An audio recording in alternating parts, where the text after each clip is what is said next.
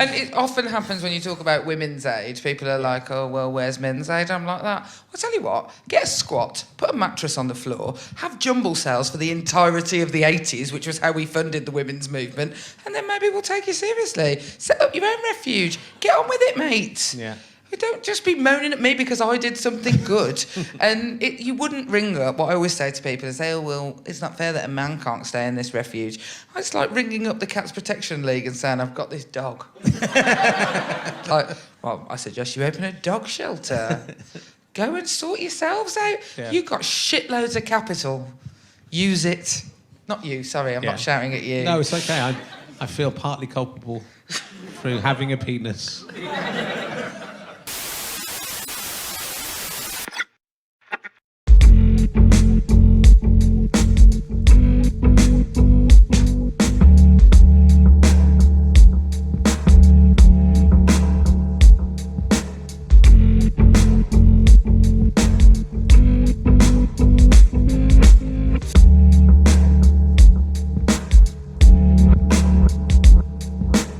On Wednesday, the 14th of March 2018, the comedian Richard Herring published a podcast interview with Labour MP and fellow feminist Jess Phillips. During the interview, the former business development manager of Women's Aid and current shadow minister for domestic violence and safeguarding. It happens to men too, you know. It happens to men. Do you want a point? It happens to men as well.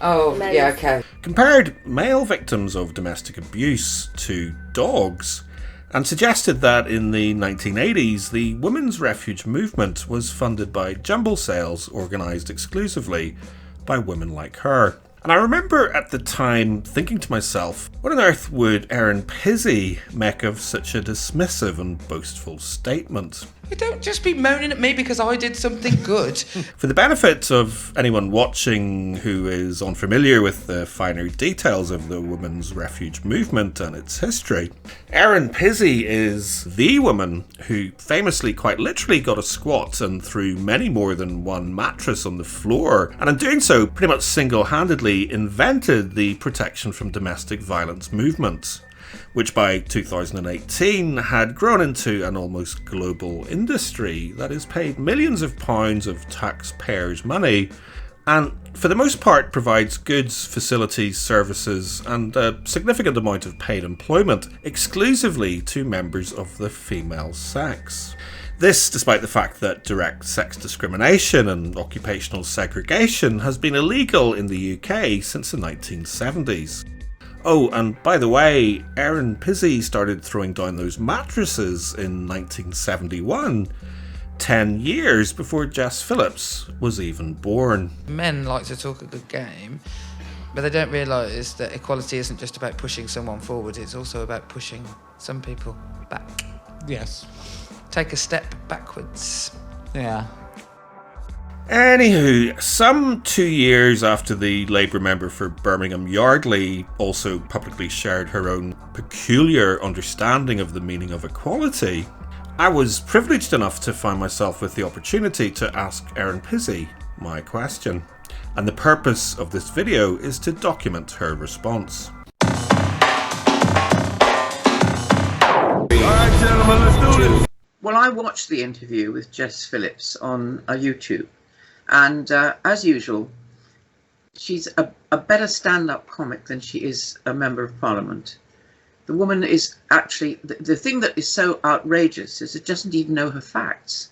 Have jumble sales for the entirety of the 80s, which was how we funded the women's movement, and then maybe we'll take you seriously.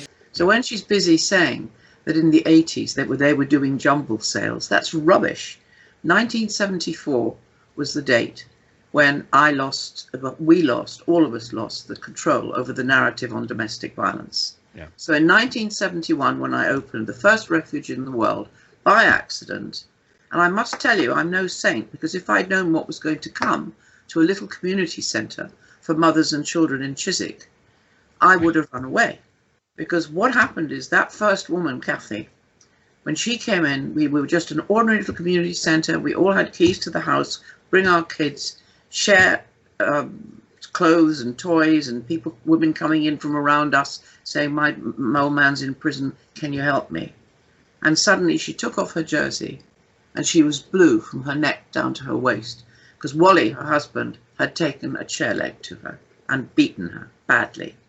Yeah. And what she said, standing in front of me, was, "And no one will help me." Virtually overnight, it was like an accident happened, and the message went out, there is somewhere to run to. Yeah.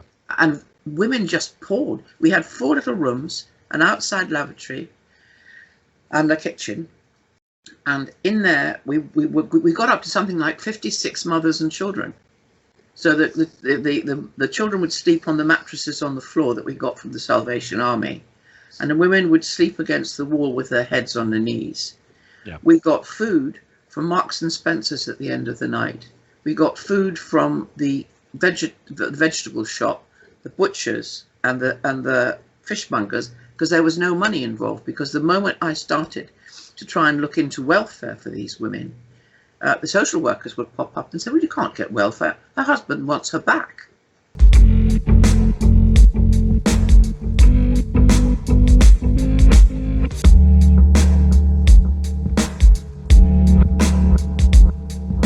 What about the men is more dangerous on a policy level, because what about the men works? And it blocks. It blocks things. It blocks people recognising that violence against women is a gendered crime. When the women started pouring in, I knew some of the women coming in were as violent as the men they left. Yeah. So I knew from the very beginning it was not a gender issue. And I did a study as we moved on and more women came in, on the first 100 women that actually came into the refuge with their children. And of those 100, 62 were as violent as their partners, in some cases more violent. But to go back to Jess Phillips, which is why I call her, a stand-up artist and a liar, because she's claiming facts that are actually not true. Yes. By the 1980s, the Women's Aid was very heavily, and also Refuge, was very heavily subsidised. Now it's around, I think it's around 300 million altogether that goes to both organisations. And Sandra Hawley, who took over from my refuge, I lost my refuge, she gets paid £220,000 a year. Yeah. That's more than the Prime Minister.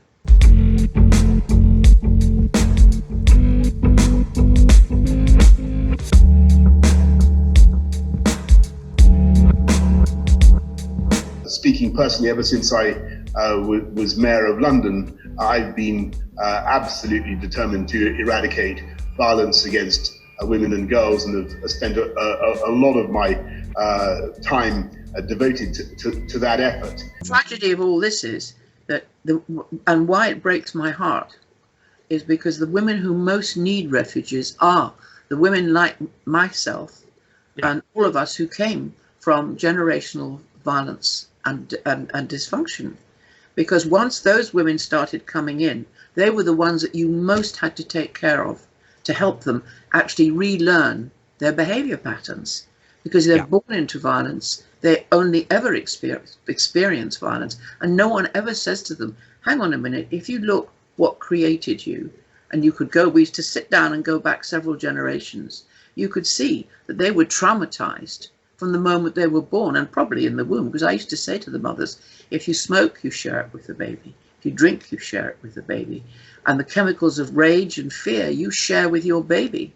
So if you go back and also explain the damage it does to their children, and then slowly be able to help them change their patterns, because violent people go directly from frustration and pain to rage.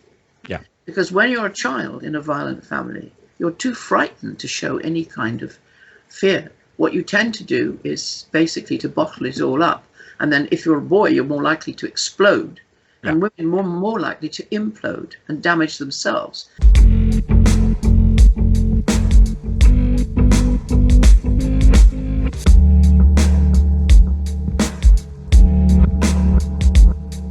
It's like ringing up the Cats Protection League and saying, I've got this dog. Well, I suggest you open a dog shelter. You can say anything you like about men. Why, when you say it about women, everybody's outraged? Absolutely. I still get into trouble with journalists all the time because you support men's rights. And I look at them and say, well, why? Why not? Well, why? It's men's rights and women's rights. They're our rights. Yeah.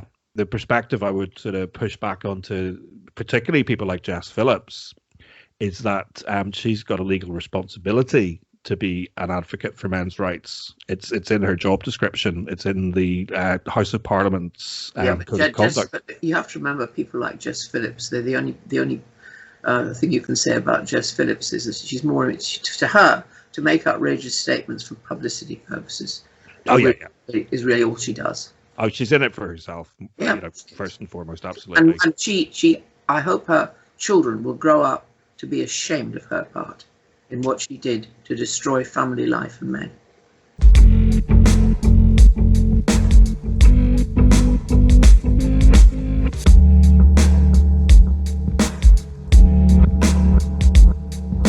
I mean, I just wish there was a button on the internet that just said, do you think your mum would be proud of you? So in 1974, we called a little tiny meeting of other groups that were just then setting up. And they came to our little church hall, and then we saw them. They had already organised themselves long before they got to us. They voted themselves into the Women's Aid Federation, and we looked at them and we thought, this is nothing that we want to have anything to do with. Because again, we heard the same old rhetoric. You know, men were dangerous, women had to leave men, and so we just got up and walked out and left them to it. They became Women's Aid Federation. This is 1974. And from then onwards, they got money. Yeah.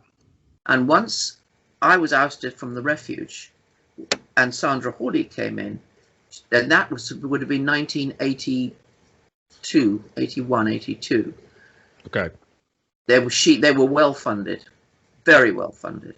And Jess Phillips is one of the stupid women or cunning women who know that this is a cash cow for women.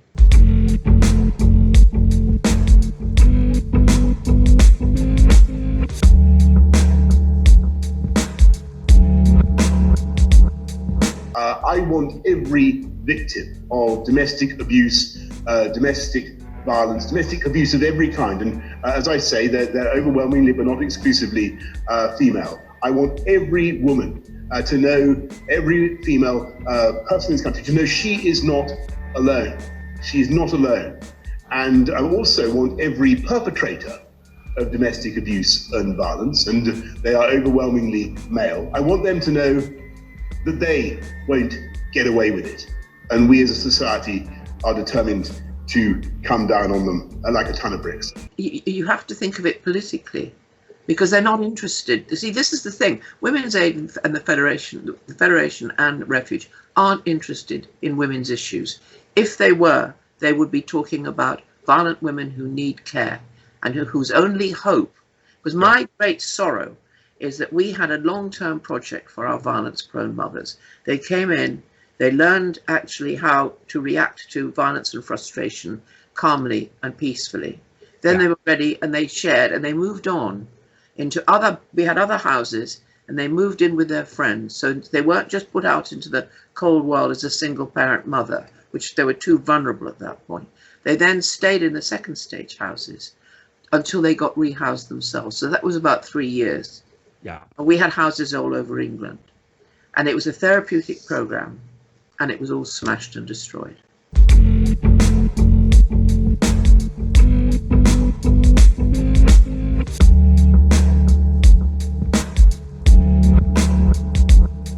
In the current crisis, we're also obviously supporting councils who are in the front line in dealing with this, and 3.2 billion extra going into councils to cover some of their costs, another 76 million going to charities that help the most vulnerable.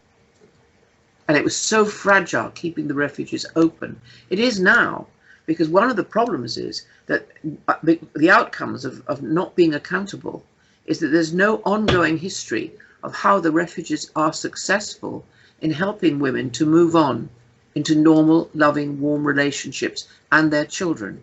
There's nothing. Yeah. And if you do that, if you absolutely ignore, your accountability, so that you have no dialogue with the people, when I'm saying the people, I mean people on the street who are paying. This is taxpayers' money. You have Because you have no respect for the people who are funding you, then what do you think is going to happen?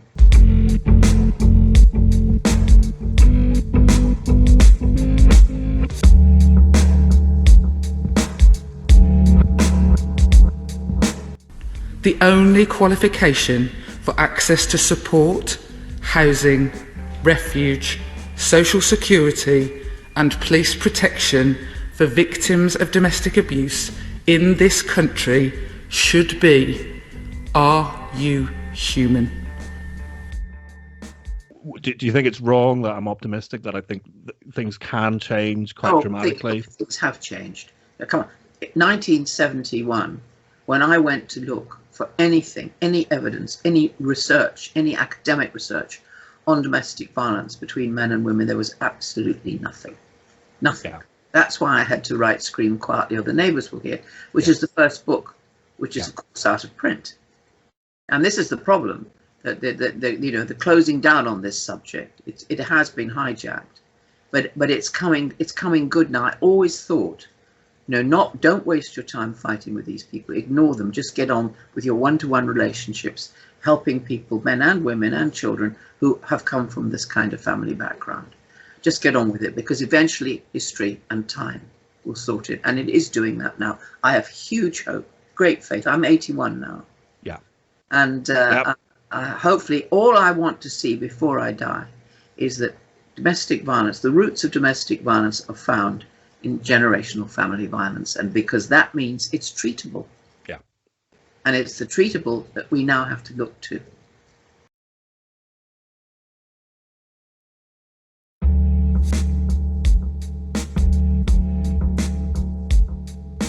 I feel partly culpable through having a penis.